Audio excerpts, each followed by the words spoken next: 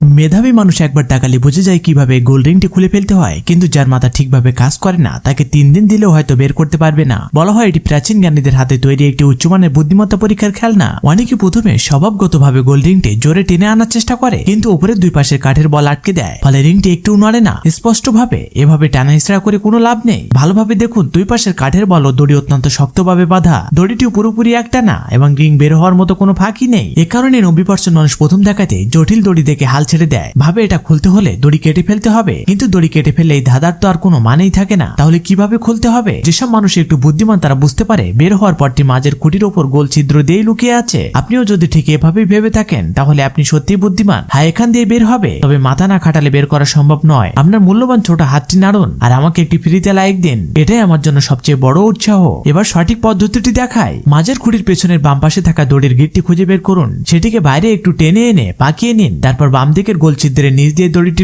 ঢোকানোর পর কাঠের ছোট বলটিকে উপরের দিক থেকে দড়ির গিঁটের কেন্দ্রে নামিয়ে নিন। এরপর দড়িটি পেছন দিক থেকে আবার টেনে বের করুন। দড়ি ঠিক করে নিয়ে গিঁটটি মাঝের খুঁটির চারপাশে নিয়ে যান। এখানে সবচেয়ে গুরুত্বপূর্ণ অংশ, এখানে দড়ি দুটি কোরাস অবস্থায় থাকে। এবার ডান দিকের গোল ছিদ্রের উপর দিক দিয়ে ঢোকাতে হবে, ভুল হলে সব নষ্ট। দড়ি ঢোকানোর পর কাঠের বলটি নিচের দিক থেকে উপরে এনে গিঁটের মাঝখান দিয়ে বার করুন। সবশেষে গিঁটটি খুঁটির পেছন দিক দিয়ে বের করে আনুন। দড়িটি এখন সম্পূর্ণভাবে মাঝের খুঁটিটি থেকে মুক্ত। এখন খুব সহজে গোল্ড রিংটি বের করে নিতে পারবেন। সবশেষে অনুরোধ থাকবে লাইক, সাবস্ক্রাইব ও ফলো করার জন্য।